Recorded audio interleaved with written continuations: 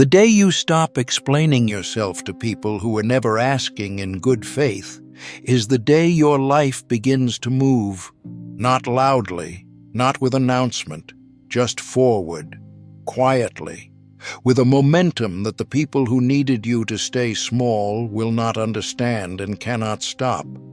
Most men are losing a war they do not even know they are fighting, not against enemies, against noise, against the constant pull to perform, to explain, to justify, to prove.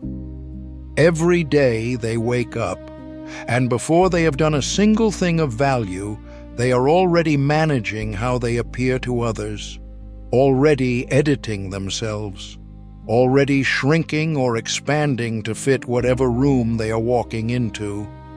And the tragedy is not that they do this once. The tragedy is that they have done it so long they no longer notice. The performance has become the personality. The management has become the man. And somewhere underneath all of it, the real version of them is waiting in silence for permission to exist. That permission will never come from outside. That is the first thing you need to understand. No one is going to give you the signal to stop performing. No one is going to release you from the need for their approval. The only way out is to stop asking, not in anger, not in rebellion, in understanding, in the quiet, devastating recognition that the attention you have been seeking was never going to fill the space you were hoping it would fill. Here is what nobody tells you about silence. Not the silence of defeat, not the silence of a man who has given up and retreated from the world. The silence of a man who has decided that his energy is finite and his time is real, and the only work worth doing is the work that builds something permanent. That silence is not passive. It is the most active state a man can occupy. It is the state from which every man who has ever built anything of consequence has operated. They were not in the comment section. They were not at the table of opinions. They were in the room with the work, alone, quiet, building. Marcus Aurelius understood this at the deepest level. He was surrounded by noise for his entire adult life. An empire, advisors, wars, politics, the constant pressure of a world that wanted something from him in every direction at once.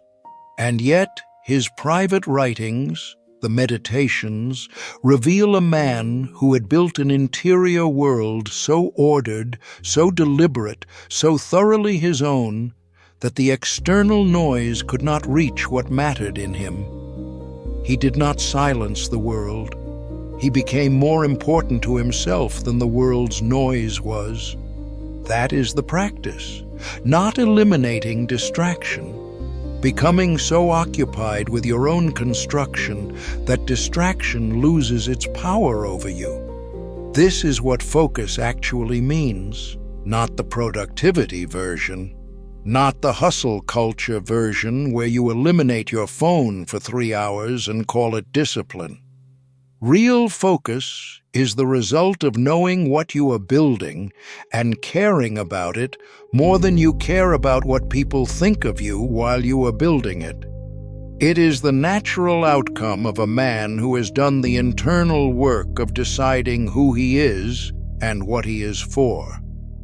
Without that foundation, focus is just forced attention, held in place by willpower and bound to collapse the moment something more interesting appears. With that foundation, focus is effortless. It is simply what happens when a man is pointed in the right direction. Most men are pointed in every direction at once. They want too many things they have not chosen. They are pursuing goals they adopted from other people and have never examined. They are measuring themselves against standards they did not set and would not choose if they stopped long enough to ask whether they actually wanted the life those standards produce. and so their energy is scattered, their attention is divided. They do good work on Monday and disappear by Wednesday because the work is not attached to anything real inside them. It is attached to an outcome, a number, an approval. And when the approval does not arrive on schedule, the whole structure collapses.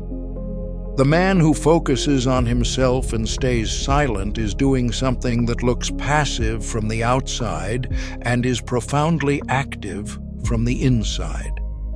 He is asking the question that most men avoid their entire lives. What do I actually want? Not what would impress people, not what would make my father proud or make my competitors uncomfortable or make the people who doubted me regret it. What do I actually want from the one life I have?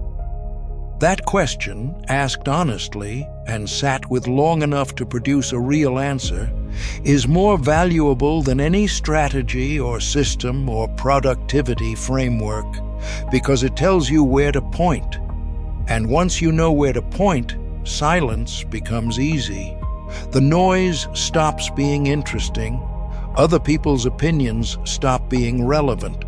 The performance stops, and the real work begins. Epictetus said that we suffer not from the events of our lives, but from our judgments about them. Apply that to attention. We are not destroyed by other people's opinions. We are destroyed by our decision to make those opinions matter. The moment you withdraw that decision, the moment you genuinely stop requiring external confirmation to proceed, something in how you operate changes permanently. You become harder to manipulate, harder to distract, harder to slow down. Not because you have become cold or indifferent to people, but because your sense of direction is now internal. And an internally directed man is not waiting for anything. He is already moving. Staying silent does not mean having nothing to say. It means understanding the difference between the words that build and the words that merely perform. Most of what men say in public is performance, positioning, the management of perception.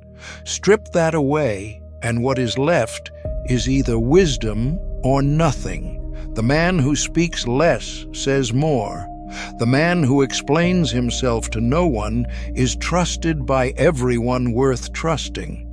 Because in a world where most men are constantly broadcasting their worth, the man who simply demonstrates it in silence and in action has no competition. Focus on yourself, not as a philosophy of selfishness, as a philosophy of completion.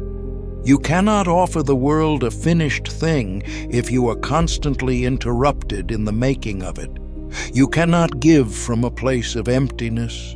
You cannot lead from a place of confusion. You cannot love from a place of need. The work of focusing on yourself is the work of becoming someone whose presence means something, whose silence is not absence but weight, whose arrival in a room shifts something that words never could. The men who changed history were not the loudest. They were the most focused, the most deliberate, the most thoroughly present with their own work. They were not watching what others were doing. They were not waiting for permission or recognition or the right moment. They were in the room, in the silence, building the thing every single day, without announcement, without performance, without needing anyone else to confirm that the work was worth doing. That is the practice. That is the whole practice. Go back to the room, close the door, do the work, stay silent, and let everything that was built in that silence speak for itself when it is ready. It always is.